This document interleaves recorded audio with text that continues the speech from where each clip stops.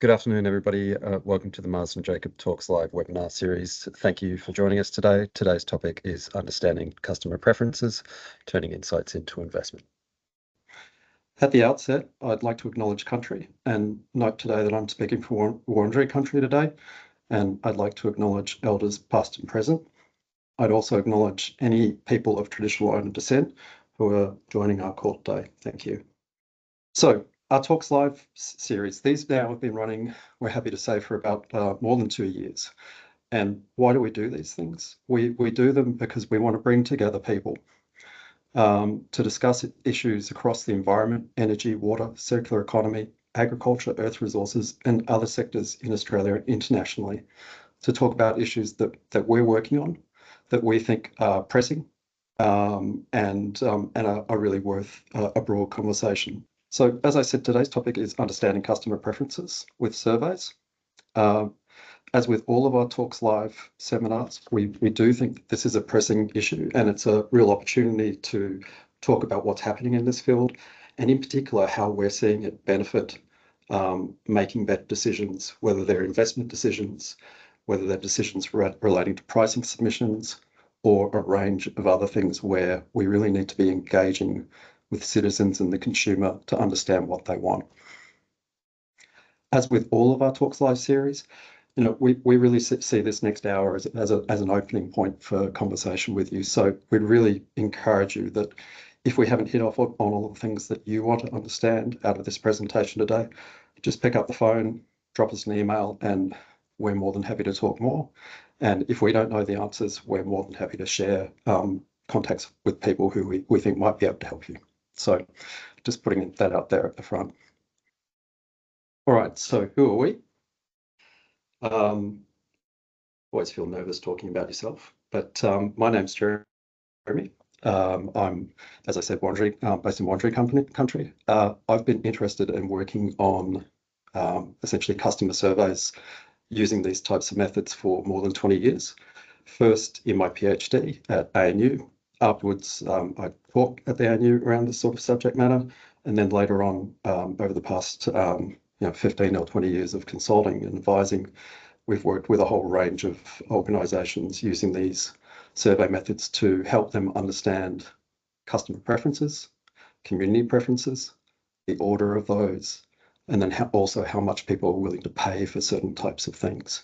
And so I think sort of conservatively, we estimate that over the last 5 years, we've helped justify more than 1.2 billion of what we call discretionary expenditure through regulatory price submissions, and also in excess of $3 billion of infrastructure funding, so hard and soft infrastructure, generally relating to things that benefit the environment. That's my background. Jacob. Thanks, Jeremy. Hi, everyone. My name is Jacob Cook, and I'm a consultant here at MJA. I've been with MJA for about 2 years now.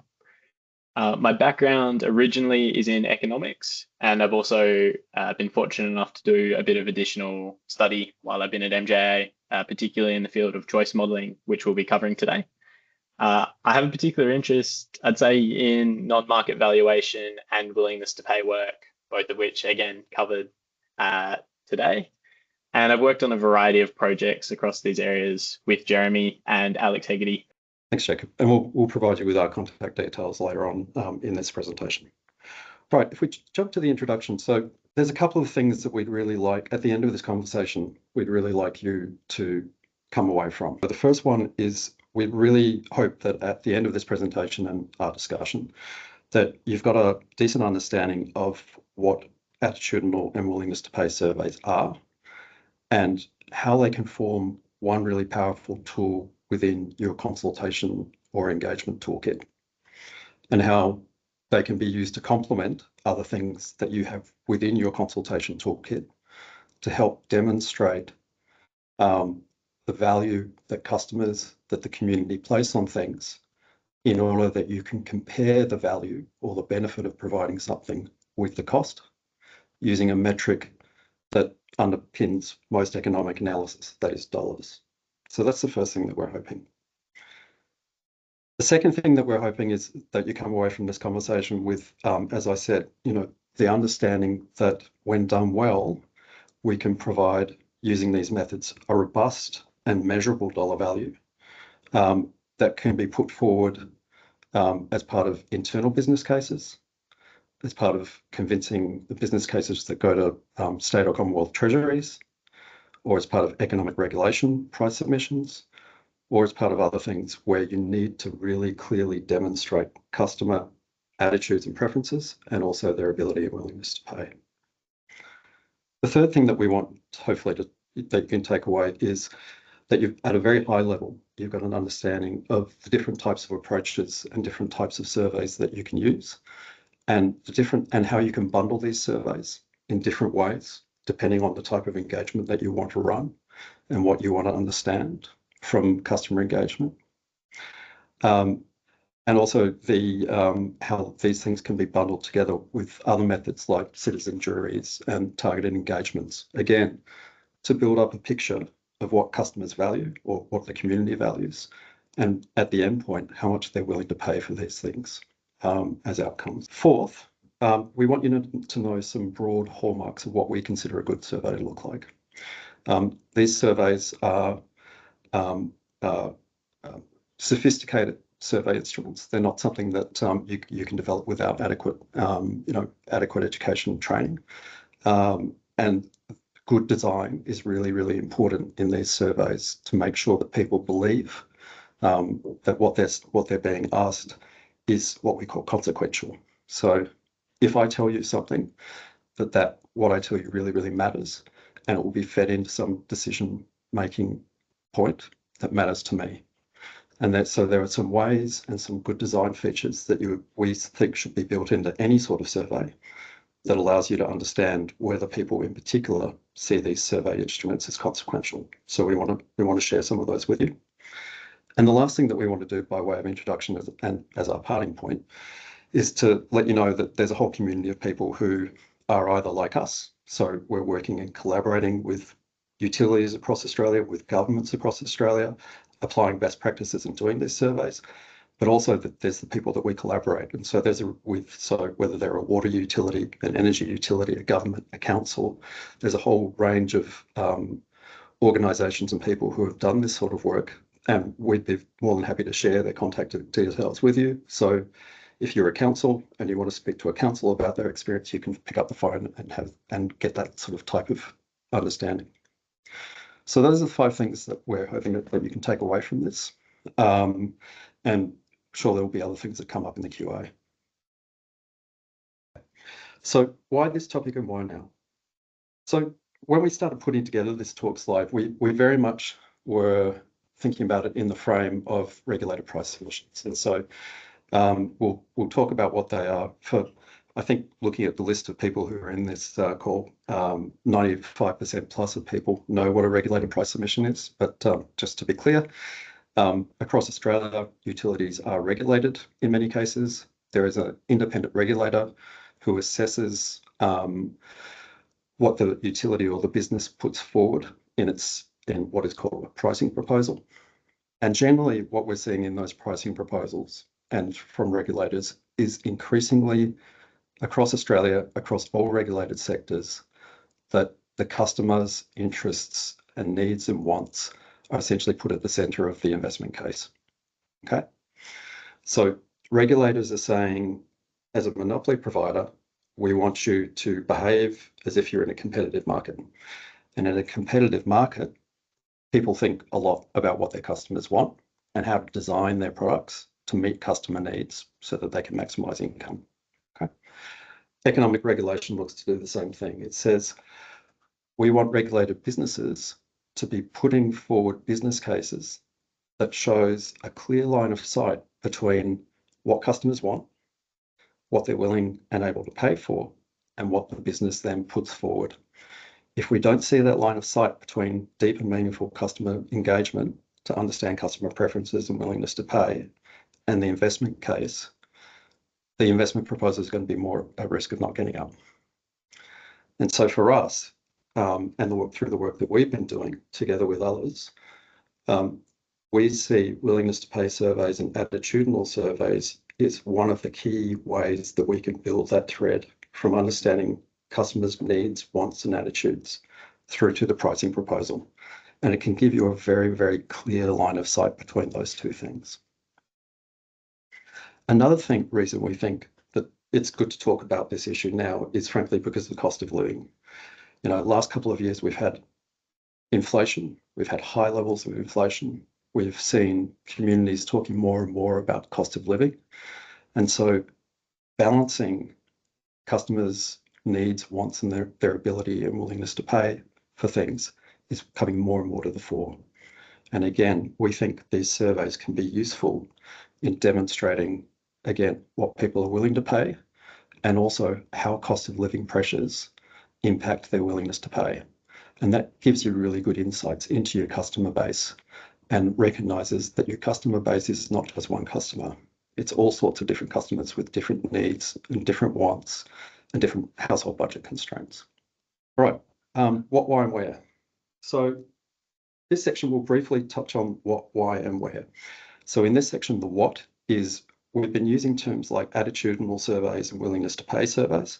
So we're going to start out in the what section by saying, what are these things? What are the definitions? So that you've got that understanding as we then move through the rest of the presentation. In the why section, we're going to briefly expand more on why would you want to use these surveys? How can these surveys benefit you, benefit your organization to understand customers' needs and wants and ability and willingness to pay so that you can put forward investment cases that pass robust scrutiny. And then the when is we're going to give you a one-pager showing a range of collaborations over a range of issues where we've assessed attitudinal, using attitudinal or willingness to pay surveys, a range of topics. And we'll also show you some of the types of organizations that we've been working with and how the work that we've done has helped them to put forward investment cases that are backed by good evidence of customer ability and willingness to pay. Thanks, Jeremy. So what are attitudinal surveys and willingness to pay? Attitudinal surveys comprise a variety of survey-based approaches that help us measure what people care about, and that is their preferences. So derived from these results, we get willingness to pay. Something many of you in the regulatory pricing space will likely have come across before. Willingness to pay expresses the relationship between dollars spent or received and various changes as proposed in our survey, which we'll touch on more shortly. Again, they allow measurement of preferences in terms of dollars, which is clearly an invaluable insight for decision makers. Overall, these tools play an important role in how decision makers can understand the similarities and differences, as Jeremy was saying, in preferences across various groups who all have different needs and wants and preferences in society. So for those of you working in the public sector, a fundamental consideration will always be how best to use public funds for the benefit of the community. And this is going to mean knowing how and when to invest and when to save based on the community's needs and desire. So to make these decisions in an informed manner clearly requires understanding of the community's needs and preferences, which is a difficult thing to grasp when your community spreads across a large number of distinctive people, all within their own context. Utilizing survey-based approaches in conjunction with discursive forums or similar qualitative engagement methods allows for a more holistic community engagement approach that's going to offer what we think is a significant insight across the breadth of the community. And together, these approaches provide clear evidence to decision makers while allowing your community opportunities to have their voices clearly heard. So the power of willingness to pay, the application of these attitudinal surveys and willingness to pay is a particularly expansive field that can be used to understand a large number of topics across many different use cases.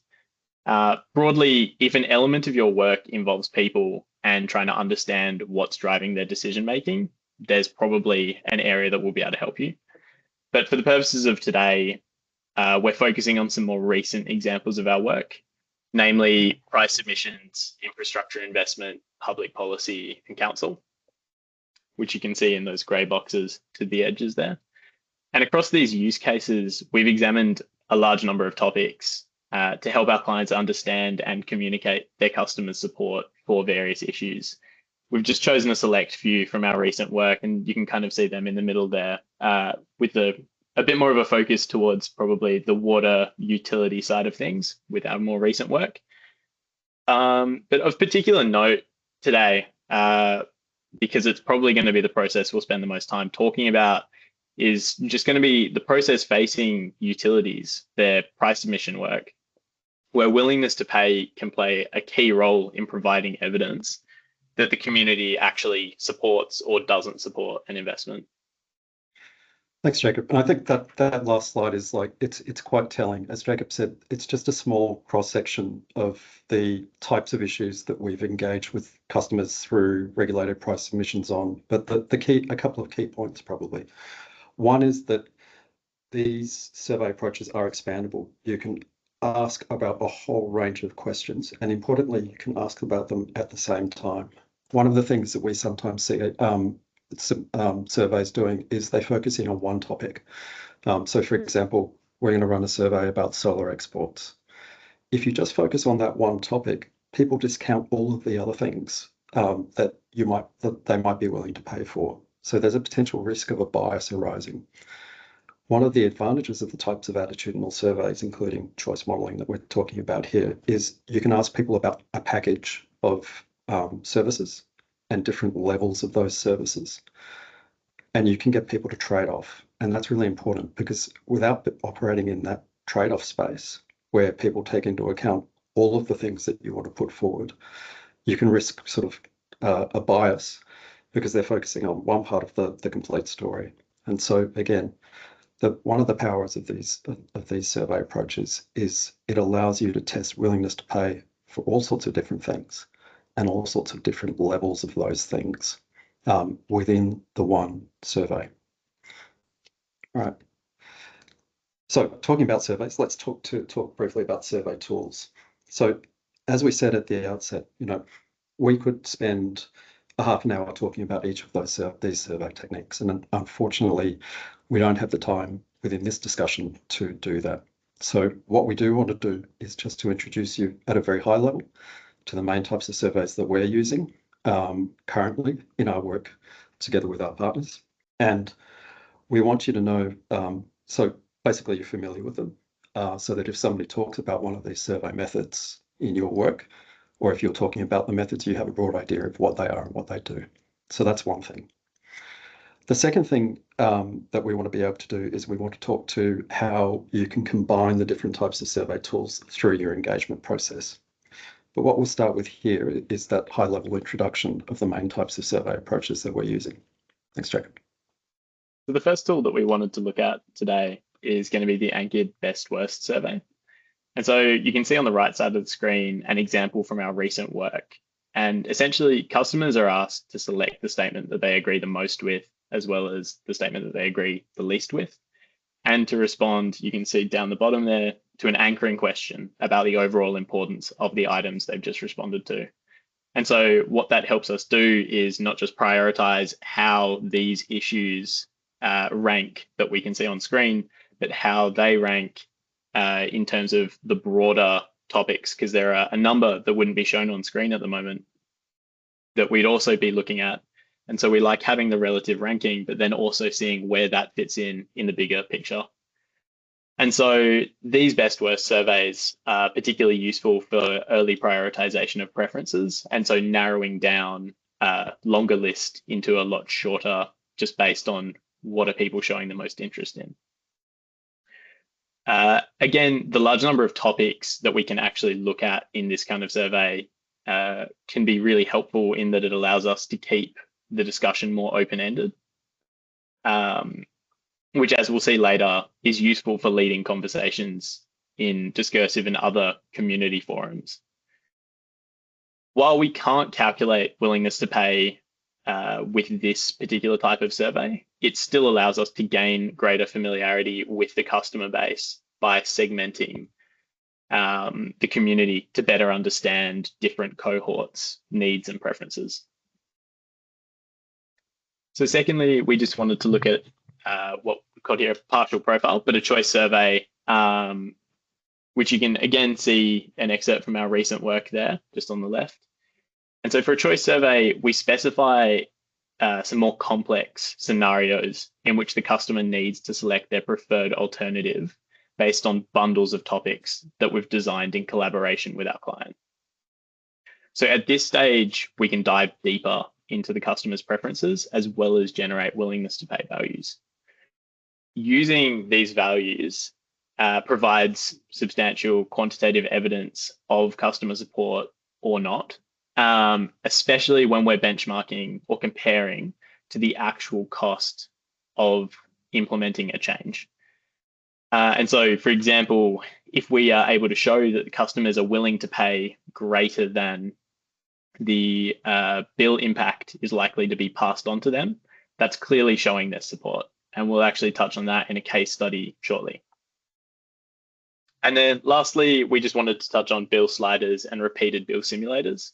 While not something that we typically use a lot, they can have their place and be very helpful and will allow us, similar to a choice survey, to generate willingness to pay and provide us that quantitative evidence that we want to see, and just provides us a bit of a different way to kind of go about collecting that data.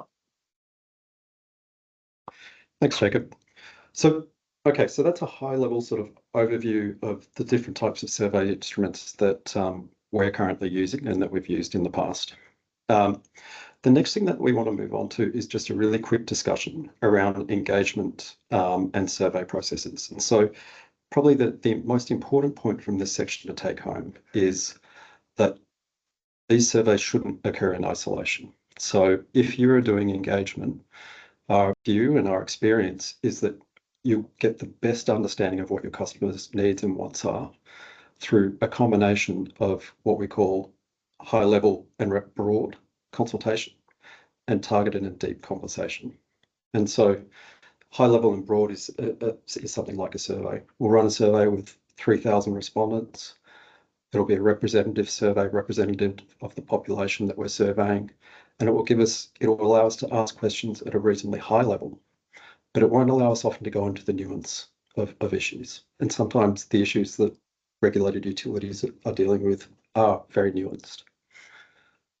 So that sort of high-level consultation is best then matched with deeper focus consultation through things like citizens' juries or discursive forums, focus groups, and other things.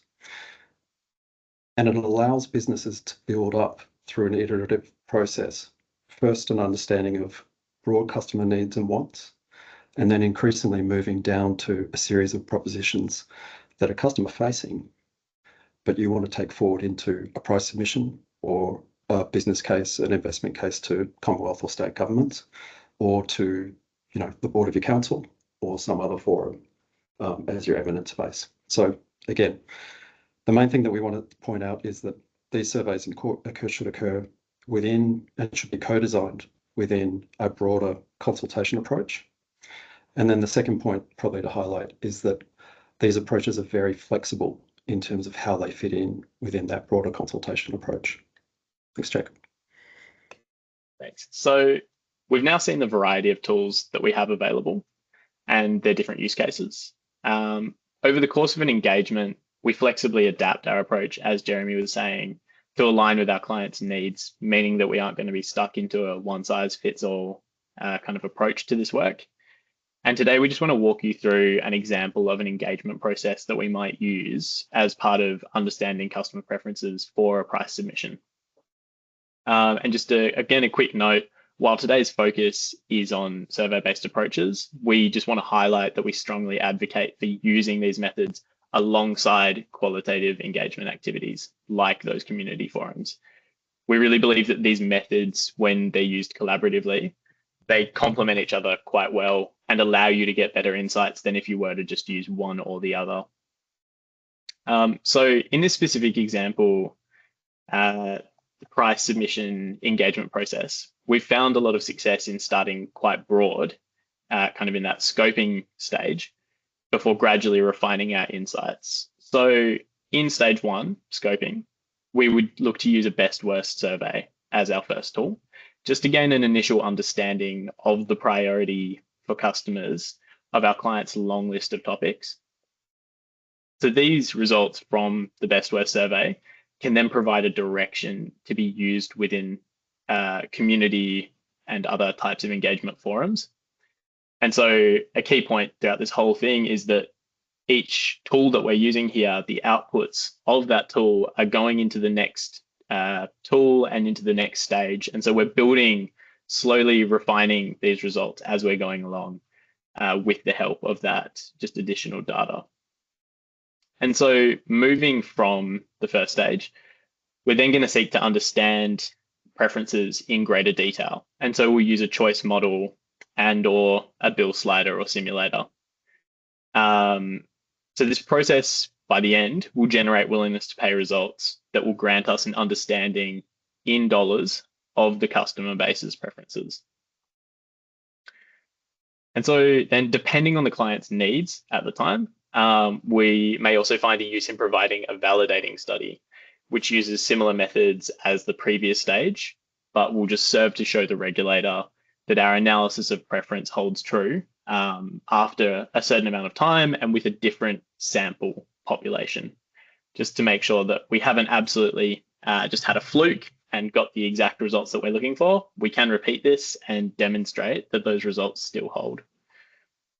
And so building from the survey and community forum insights, we will be looking to present a coherent narrative, as we kind of touched on at the beginning of this, a coherent narrative across these multiple methods that will demonstrate clearly how you as the utility have moved from understanding what your customers want to how that's actually now in your pricing proposal, and that is informing the decisions that you're going ahead with. And so just now moving from the overall customer engagement process, we just want to zoom in briefly on the development of a specific tool and how that process kind of functions. So for example, we might be, this might be the process for developing a choice survey. So on the screen, you'll see an outline of the process we typically follow, starting at that initial engagement at the top, all the way through to presenting our insights. And so the key takeaway here, again, that Jeremy touched on, is that while we have an established framework, it's really flexible and it revolves around you as the client. And so the entire time, we're going to be focused on iterating as many times as we need through that survey design, pilot, initial models run, through that process until we actually feel that we've tailored the design to what you need.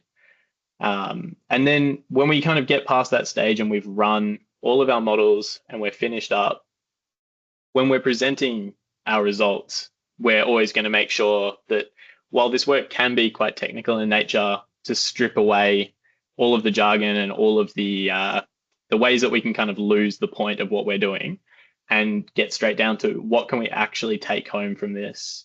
How is this going to, how can we easily understand what are our customers telling us? What do they support and what don't they? We're going to be giving that to you in plain English, just as simple as we can, so that you can take the key message home.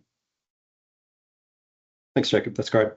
Okay, so we wanted to move quickly on to a case study. So it's all very well for us to explain the theory, but it's often easier for people to see something that's being done. So the case study that we're going to look at quickly is Melbourne Water's price submission process and the work that we've been fortunate to be doing with the, frankly, fantastic team at Melbourne Water. We're showing you this for a couple of reasons. One is that it's a current project that we're currently working with Melbourne on. Secondly, Melbourne Water has released some of the results of the survey work that we've been doing. So it's in the public domain, and we've got a QR code on the next page. So if you're interested in seeing more, you can go and have a look do a deeper dive. And our understanding is that they'll also be releasing the results of the second survey, which we'll talk to briefly here. So we'll be able to share that at a later date again, so you can have a grounding and more information if you want to go pick it up. The other thing that we say, just by way of introduction, is that when we get into the willingness to pay section results, none of these results are real. Okay, so we've, because they're not in the public domain yet, in agreement with Melbourne Water, we're not showing any of the services or any of the prices. that are real. Rather, what we're doing is we're showing you an example of what the results look like, so you can understand the types of things that you'll get out of a willingness to pay survey, and so that'll help you decide if this sort of tool is going to be useful for you and your organisation. All right. Next slide. Okay, so there is a lot on this slide, and I can see everybody probably leaning forward to see if they can read the detail. I think that the key thing here is that QR code on the right-hand side. If you scan that, that will take you to the Melbourne Water website where the presentation for this exists, and you'll be able to read it in detail. So the key thing really for this is, with Melbourne Water, we've gone through 2 surveys. So as Jacob was saying, often in a scoping stage, as a business, you'll have a whole range of issues. And Melbourne Water had, let's say, 30 plus issues that they wanted to understand customers' views and values for. And they didn't want to preempt anything. And so as part of their first stage of consultation, together with other engagement through qualitative focus groups, through deliberative forums and other fora, they engaged very, very broadly to begin with to find out what is important to people. And so the first survey we ran was best worst, a naked best worst survey. And that allowed us to do 2 things that were then helpful for thinking about the things that Melbourne Water wanted to take forward in their price submission as discretionary expenditure proposals, but also to understand more about their customer base. So the first thing that we could do, which is on the left-hand side, is based on a survey of 1,000 plus people, a representative survey, we could come back and we could give a relative rank ordering of importance across the 30 plus issues that Melbourne Water wanted to understand people's attitudes and preferences and values for. So we could come back and say, from that long list, here are the 10 things, or here are the 15 things that seem to be most important to people based on the information that was provided to them. The second really powerful thing that we could do is we could go back to Melbourne Water and say, you don't just have one customer type. So with a bit of math in the background on the survey results, we could essentially cluster survey respondents into a couple of discrete classes. And what those classes showed is that different customer groups, the 3 different customer groups, had different preferences and had different rank orderings for some things. Not all things, but some things. And that's really important because it for a couple of reasons. One, it says there's not going to be a one-size-fits-all solution of anything that you take forward. Some customers are going to welcome it, other customers might welcome it less. The second thing is that you can start to understand who is in each of those groups. Because in these surveys, we collect information on the people's backgrounds, age, gender, socioeconomic profile, experience with Melbourne Water, views on the environment, views on other things. We can start to build up a profile of what the different customer groupings look like. And again, that information can then be passed into the forums or passed back into the business to help with their decision making, so that they remain customer centric when they're going through the next stage. Okay, the next thing that we did after this was we moved to a choice modelling study. Okay, so I'll apologise first up. We're economists, so we have to show you at least one graph in a presentation. So this is our one and only graph, I promise. But so with Melbourne Water, as I said, we moved from a wide consultation using best worst, using early discursive forums, using other engagement approaches to understand broad rankings of things of importance. Melbourne Water then consulted internally and further externally using the information, and then managed to winnow down the long list to a shorter list of discrete proposals that they are considering, and the key word here is considering, putting forward to the regulator. We then agreed around those topics to run a willingness to pay survey. And the reason that we did this is because, again, we want to be able to demonstrate that the cost or the bill impact of anything that the business puts forward is going to be less than what customers are willing to pay for it.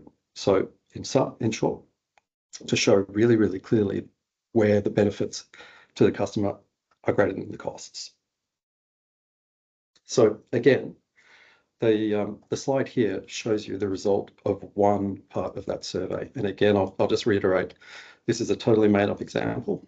Don't assume that this is something that Melbourne Water is asking their customers about. It's an example that we're just providing so that you can see what the results look like from as an output of a willingness to pay study. And so what this shows is in a willingness to pay study, we will ask about different types of services. So for example, here, the service is reliable water supply. Within the survey, we'll also then be looking to test different levels of service. So the business as usual is what the business is currently providing as a level of service. And then what the business is interested in finding out is, do customers want a better or potentially even a lower level of service? And if they do, what are they willing to pay for that service to improve it? Or what would we have to take off the bills to compensate them for taking it away? This is exactly what this type of survey does. And this is what the results look like. And so, for example, in this example, we can see compared to the business as usual, we can do three things. One is we can show situations where customers are clearly not willing to pay what it would cost. And so, for example, on this slide, the not significant result shows that when we ask customers about the first level of improvement, customers said, I don't want to pay for that. So we have really clear evidence for the business or the decision maker that we probably shouldn't be proceeding with that proposal because customers don't support it. They're not willing to stomp up the cash for it. At the other end of the spectrum, you can see the $5.50 compared to the cross, which is the $2.70, which is the cost. You can see in that situation that the $2.70 cost of providing the reliability of level Z, as we call it, instead of putting in numbers, was just use the letter there. People are willing to pay $5.50 on average, or between $7.80 and $3.20 as your confidence intervals. So willingness to pay is somewhere between $3.20 at the lower end and $7.80 at the higher end. And compared to $2.70, what this tells you as a decision maker is we're pretty confident that we can move forward with this, because for 95% of customers, they're going to be willing to pay more to get that service than what we're going to charge them. And therefore, it is in the customer's best interests and us as a customer-facing business to provide that level of service. The third case, which is in the middle, is a case where it's going to cost us $2.50 as bill impact to provide the service, but the willingness to pay is between $3.80 and 49 cents. And so in that decision point, as a business, we've got a decision to make, which is, do we provide this survey or not, this service or not? If we provide this service, we know that some people will be better off and some people will be worse off. And so it could tell the business to do a couple of things. One could be to do more work around understanding who is willing to pay and who is not. You could do that through more engagement. You could do that through looking into the survey results in more detail. But it also tells us to move with caution, because there are going to be winners and losers out of this proposition. Okay, so again, sorry for the graph, but we thought it was important just to show you the types of results that you can get out of a willingness to pay survey and the types of things that, the types of decisions that it can help inform. And again, we'd say this sort of evidence can then go back into your internal business cases, or it can go into your customer consultation processes for a deeper dive for further validation. And then also what we've done with other organisations is we've done a follow-up survey where we revalidate those results so that we're absolute bomb ashore that that the willingness to pay remains stable and the preference and the willingness to pay stays around the same order as what we tested in the first survey. Thanks, Jeremy. And so we just thought we'd finish off by covering, as we've mentioned a couple of times previously, best practice when designing surveys.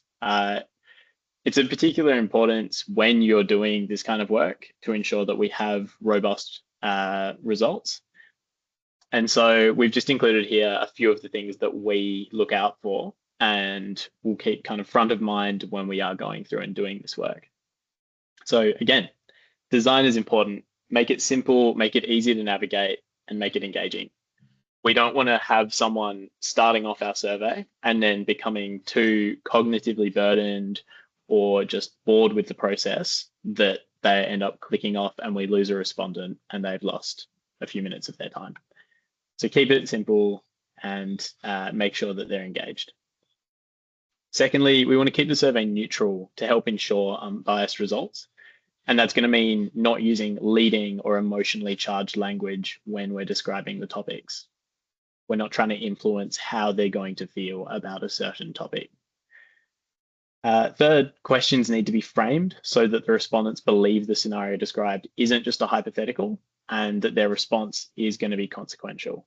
And that kind of leads us into our fourth point here, which is that we include a series of lead-in and follow-up questions to ensure that your customers are paying attention and that they understand the material. And again, its consequences. That means that when they're completing the survey, they know that if they're clearly showing signs that they're happy to pay a bit more to have an improvement in something, that means that that can actually come to fruition and they can end up paying more. So we need them to know that this isn't just a hypothetical and it's never going to happen. And so fifth, we just want to capture socio-demographic data and ensure that a representative sample of the population is achieved. Again, to ensure that we have good results, we can't have a non-representative sample where we've just accidentally cherry-picked people that fit this really neat box, but they're actually not giving us a broad enough coverage of who your customer is. So for Melbourne Water, we clearly want a representative sample of people that are going to be fitting the socio-demographics of their customer base. And then lastly, include some open-ended follow-up questions to allow people to kind of just speak their mind, free will and share. We think that this is a really important and really easy thing to include, where a lot of the survey is typically click this alternative, click that from a couple of set options. Having the ability for people to just speak their mind when, for example, they're probably not coming into contact with their utility all that frequently, having the ability for them to have this direct line of communication can be really helpful and just provide us some insights for free that we can then carry forward going into other community forums and those kinds of things. Thanks, Jeremy. Thanks, Jake. Yeah, and look, that last point is actually really is a really important telltale sign for us. Like, we often find with these surveys that 30% plus of people completing these surveys will actually provide follow-up commentary. And it's a really good hallmark that people are engaged, because you look down the list of survey comments and people are really talking and engaging and sharing things that really matter to them, whether it's a local issue on a local street, through to concerns about environmental climate change, through to bill impacts and, please keep our bills low. For us, that's a really good sign. If people are hanging around, completing a survey and then spending more time, it really, for us, shows, a good level of engagement. So we'll finish off with some parting thoughts. So actually, no, we'll start off with the quokka. So why the quokka? The quokka has informally been adopted by quite a few of us here at Marsden Jacob as our informal mascot. And frankly, we know every time we put a quokka up on the screen, we get a lot of people smiling.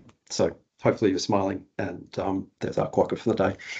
I think in most Marsden Jacob presentations, a quokka will now jump up somewhere. Okay, so again, our parting insights is what we started off with. Hopefully, at the end of this conversation, you now have an understanding of what these attitudinal surveys are and how they can fit in as a piece of the puzzle in your consultation and engagement approach, together with other qualitative and other types of approaches to understand what customers value, to understand what they're willing to trade off, and ultimately to understand what people are willing to pay in a dollar sense. Again, for us, these are very powerful tools because they allow us to say over a large representative community what people are willing to pay for different types of services and improvements or degradations in those services. And we can say it in dollar terms. The other thing that we can do, as we talked about today, is we can segment your customers. So one size does not fit all when we're proposing something.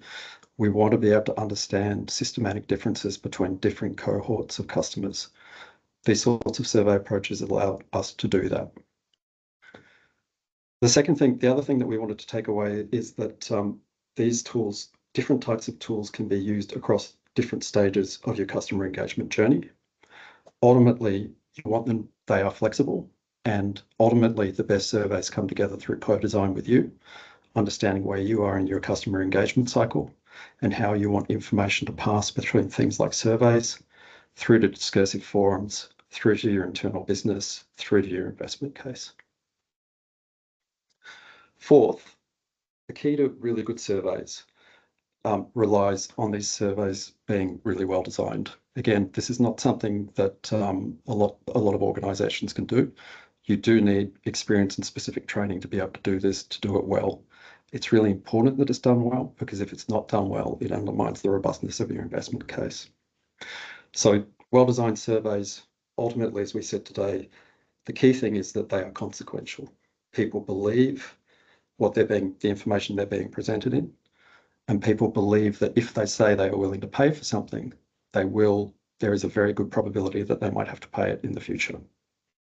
So minimization of hypothetical bias. And then finally, again, combining attitudinal surveys with other methods, again, is the best practice approach. We would not advocate just doing a survey and no other engagement. It's got to be bundled together in a comprehensive consultation program. All right, I think that's the end of the presentation. Look, as we said at the outset, let's talk more. There's a list of people who you can get in contact with. As we said, if we don't know the answer, we'll put you in contact with people who we think might. But if you've got questions coming out, feel free to reach out to Alex, Jacob, or myself, and we'll look forward to chatting with you. So I think that's probably all we have time for today. Thank you again all for coming and sticking around to the end. Please don't hesitate to reach out to us. We do love talking about this stuff, so we'll be more than happy to have a chat with you. Again, we've also got a ton of other webinars that might be of interest, so make sure you go check them out. All right, thanks everyone. Good to see you. Thank you for coming. Cheers.